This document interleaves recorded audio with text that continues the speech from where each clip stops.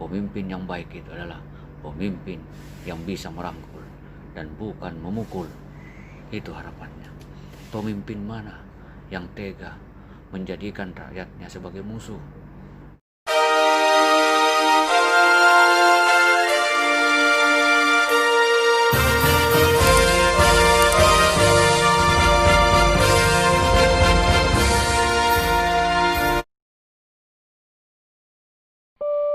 Lights are on. Lights are on.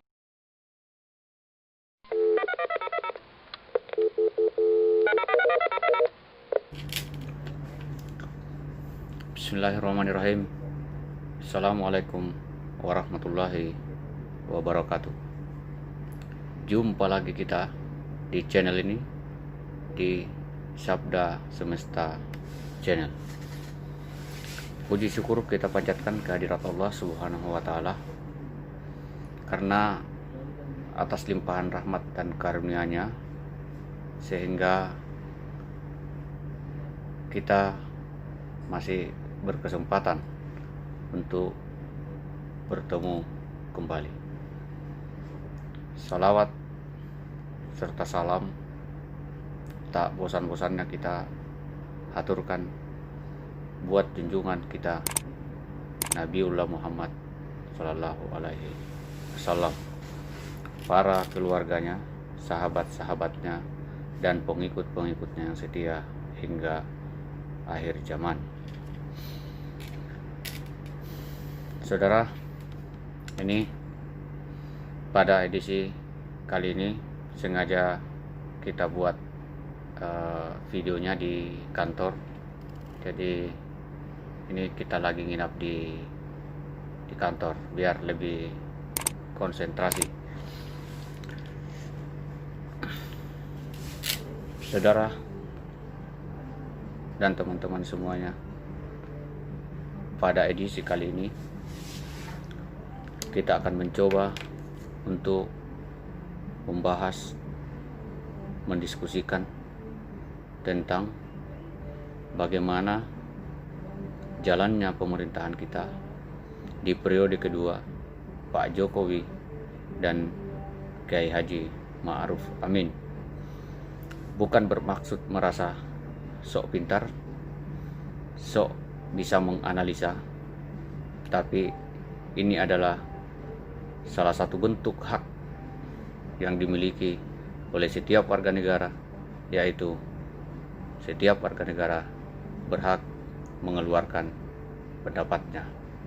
Jadi tidak ada salahnya orang awam seperti saya berpendapat, memberikan tanggapan tentang bagaimana jalannya pemerintahan di periode kedua ini. Saudaraku semua, sebagaimana kita maklumi bersama, sebagaimana kita ketahui bersama, bahwa sejak awal tahun 2020 sampai memasuki akhir-akhir tahun di 2020 ini, banyak sekali peristiwa besar yang begitu menyedot perhatian publik yang terjadi di periode kedua pemerintahan Jokowi. Sebutlah misalnya rancangan undang-undang haluan ideologi Pancasila, yang mana menuai banyak protes, menuai banyak komentar dari setiap elemen masyarakat. Bagaimana tidak, Pancasila yang 5 sila itu ingin diperas menjadi Trisila dan menjadi Ekasila. Kedua, tentang kemunculan satu organisasi kemasyarakatan, kami, Koalisi Aksi Menyelamatkan Indonesia, yang mana dideklaratori oleh Pak Din Samsudin, Pak Gatot Nurmantio, dan tokoh-tokoh yang lain. Sebagaimana kita tahu dari media massa, dari media pemberitaan, bahwa kami ini terbentuk dan didirikan atas keinginan mereka untuk berdiri di seberang mengkritisi kebijakan pemerintah, yang mana suara-suara itu biasa disuarakan oleh para wakil-wakil rakyat di parlemen. Tapi karena sebagian besar partai politik yang ada di parlemen telah melebur di dalam koalisi di kekuasaan, akhirnya fungsi kritik, fungsi kontrol tidak lagi berjalan sebagaimana mestinya. Dengan itulah Koalisi Aksi Menyelamatkan Indonesia hadir pada tanggal 18 Agustus tahun 2020. Peristiwa besar yang begitu menyita perhatian publik lainnya adalah pernyataan dari Ketua DPR Ibu Puan Maharani yang mengatakan dalam sebuah pidatonya atau dalam sebuah ceramahnya bahwa semoga Provinsi Sumatera Barat benar-benar mendukung Pancasila. Pernyataan itu menuai polemik, menuai kontroversi, terutama masyarakat Sumatera Barat, karena mereka menganggap bahwa pernyataan itu seolah-olah meragukan bahwa Provinsi Sumatera Barat tidak mendukung Pancasila sebagai dasar negara. Peristiwa yang lain adalah pengesahan rancangan undang-undang Cipta Lapangan Kerja yang juga tak kalah menuai protes yang begitu panjang. Sampai dengan saat ini rancangan undang-undang Cipta Lapangan Kerja masih di judicial review di Mahkamah Konstitusi. Peristiwa-peristiwa yang lain seiring dengan pengesahan RUU Cipta Lapangan Kerja adalah ditangkapnya para aktivis kami yang menjadi bagian dari orang-orang yang mengkritisi RUU Cipta Lapangan Kerja dimaksud. Dari sekian rangkaian peristiwa yang sabda semesta sampaikan tadi, sampailah kita di tanggal 10 November tahun 2020, di mana satu peristiwa yang sangat besar yang menyita perhatian banyak masyarakat, menyita perhatian banyak umat, yaitu kepulangan Habib Rizik ke tanah air setelah 3 tahun lebih berada di Arab Saudi. Kedatangannya yang begitu dinanti oleh umat akhirnya diwujudkan dalam penyambutan yang luar biasa dengan jumlah manusia yang ratusan ribu, bahkan ada yang mengklaim sampai jutaan.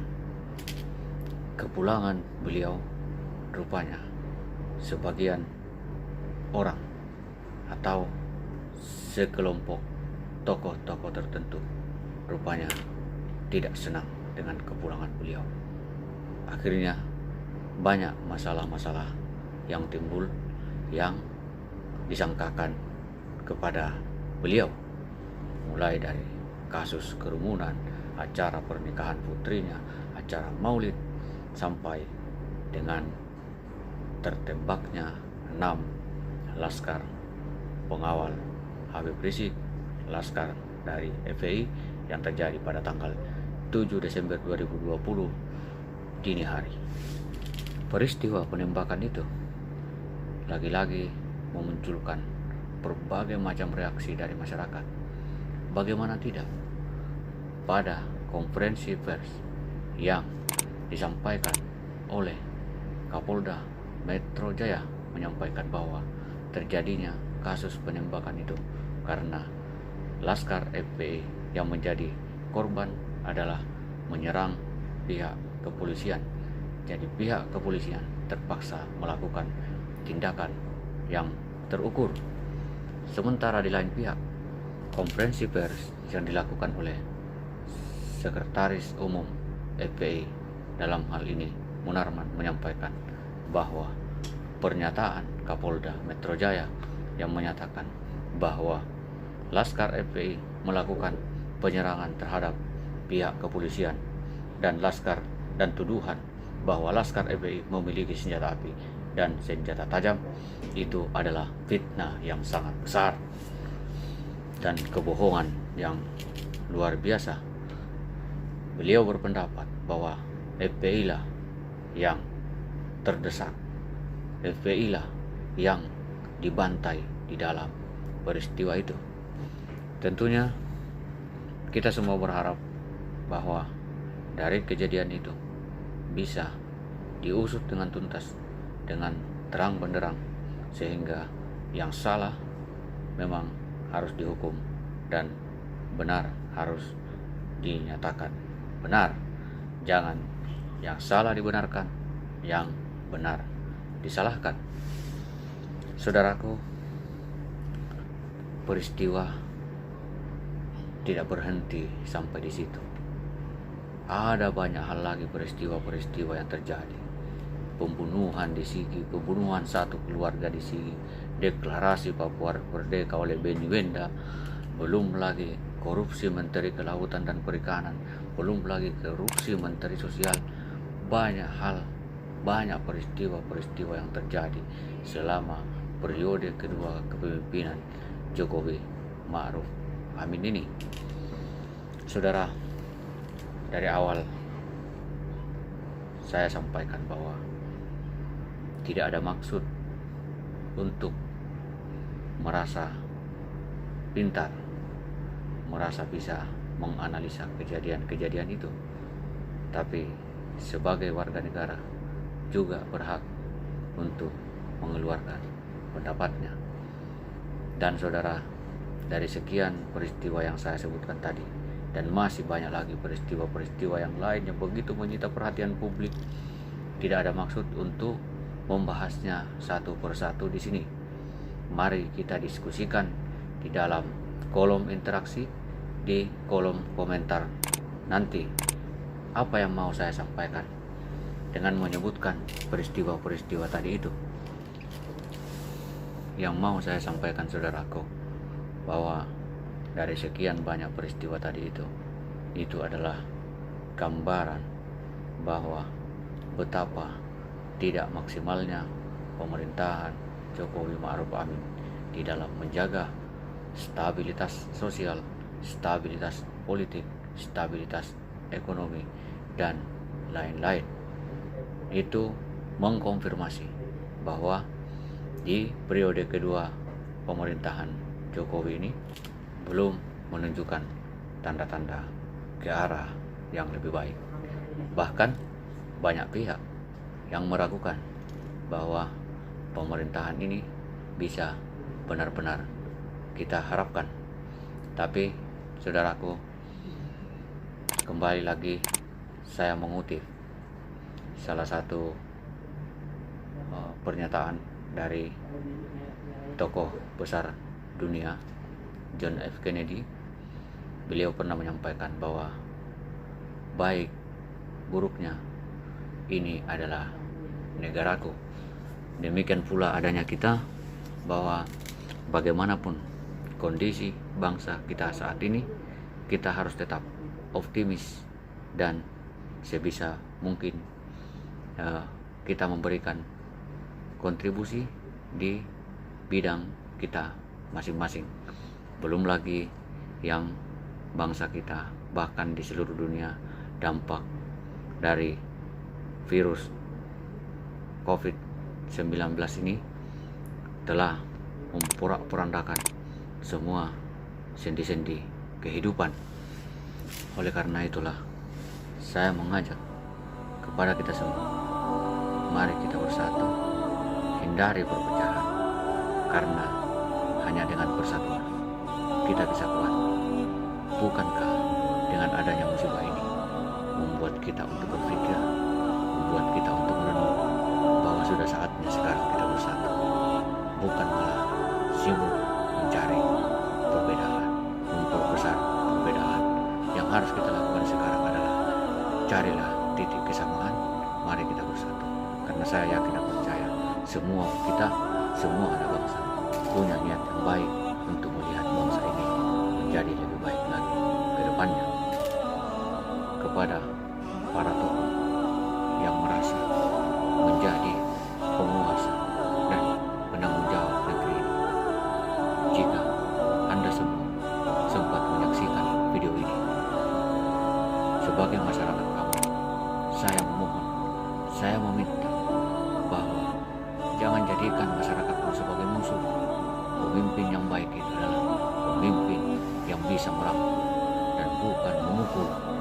Itu harapannya. Pemimpin mana yang tega menjadikan rakyatnya sebagai musuh? Negara mana yang menganggap warga negaranya adalah musuh? Jadi mohon kita sama-sama berkomitmen untuk menjadi lebih baik ke depannya, memberikan sumbangsi kepada bangsa dan negara kita di bidang kita masing-masing. Dan tak kalah pentingnya kita senantiasa berdoa kepada Allah Subhanahu wa Ta'ala agar bangsa dan negara kita terbebas dari segala bencana dan mara bahaya. Dan tak kalah pentingnya, tetap di channel ini jangan lupa subscribe, like, share, and comment, dan aktifkan loncengnya untuk mendapatkan pemberitahuan video-video kami selanjutnya. Billahi fastabiqul khairat. Assalamualaikum warahmatullahi wabarakatuh.